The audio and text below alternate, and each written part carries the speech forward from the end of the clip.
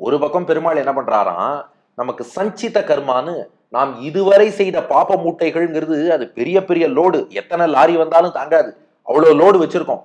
ஆனா எப்ப சரணாகதி பண்ணிட்டோமோ அந்த சஞ்சித கர்மான்னு இருக்கிற மொத்த லோடையுமே பெருமாள் போக்கிடுறாராம். சரி, என் க்ஷமைக்கு அதை விஷயமாக்கி, என் பொறுமைக்கு இலக்காக்கி அதை எல்லாத்தையும் பொருத்தம், அந்த பாபங்கள்லாம் போயிடுத்துட்டார். ஆனா பிராரப்த கர்மான்னு ஒரு கர்மா இருக்கு.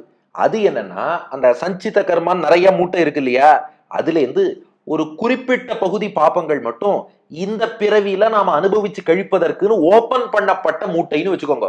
அந்த பிரித்த மூட்டை இருக்கு இல்லையா, ஓபன் பண்ண மூட்டை, அந்த கர்மாவை அனுபவிக்கிறதுக்காக இந்த பிறவியில மிச்ச காலம் என்பது இவன் இருக்கிறான். அதைத்தான் பிராரப்த கர்மான்னு சொல்லுவா.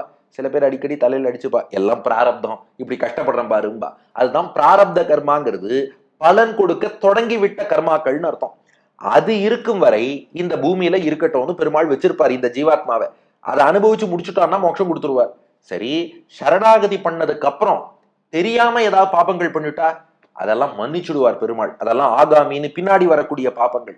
அது தாமரை இலையில எப்படி ஒட்டாதோ அது போல இவன் மீது ஒட்டாமல் பார்த்து கொள்வார். சரி, சரணாகதி பண்ணதுக்கு அப்புறம் தெரிஞ்சே தப்பு பண்ணான்னா அதுக்கு ரெண்டு ஆப்ஷன். அது தப்புங்கிறத உணர்ந்து திருந்தி பகவான்கிட்ட சரணாகதி பண்ணி அப்புறம் தப்பு பண்ணாம ஒழுங்கா இருந்தான்னா அதையும் மன்னிச்சுடுவார். ஆனா சரணாகதி பண்ணதுக்கு அப்புறமும் தப்பு பண்ணிட்டு அந்த தப்புக்கு மன்னிப்பும் கேட்காமல் திருந்தாமல் இருந்தான்னா அதுக்கு ஒரு சின்ன தண்டனை கொடுத்துட்டு அதுக்கப்புறம் மோட்சம் கொடுப்பார். ஆக மொத்தம் சரணம்னு ஒருத்தன் காலில் விழுந்துட்டான்னா தேகாவசானே முக்தி சியாத், அந்த பிறவி அவனுக்கு எப்போ முடியறதோ அப்ப பகவான் மோட்சம் தந்து விடுவார். அதுலயும் ரொம்ப விசேஷமா நம்மாழ்வார் போன்றவருக்கு எப்படின்னா, இந்த பிராரப்தம்னு ஒரு கர்மா சொல்றோம் பாருங்க, அவள்லாம் அவதார புருஷர்கள்ங்கிறது அப்புறம். பட் நம்முடைய உதாரணத்துக்காக சொல்கிறேன், இந்த பிராரப்த கர்மான்னு பலன் கொடுக்க தொடங்கிவிட்ட கர்மா இருக்கு பாருங்க, அதுவுமே கூட இவர்கள்லாம் இல்ல பகவானே, எங்களால் உன்னை பிரிந்து இருக்க முடியாது, இப்பவே மோட்சம் போடுன்னு கதற ஆரம்பிச்சான்னா அந்த ருச்சியை பார்த்து பெருமாள் என்ன பண்ணிடுவாராம், அந்த பிராரப்த கர்மா என்ன மிச்சம் இருக்கோ அதையும் போக்கி கொடுத்து இப்பவே மோட்சம் கொடுக்கிறேன்னு கொடுத்துருவாராம். அப்போ பொதுவா ஜெனரல் ரூல்ங்கிறது என்னன்னா, பெரிய மூட்டை சஞ்சித கர்மாவை தூக்கி போட்டுடுறார்.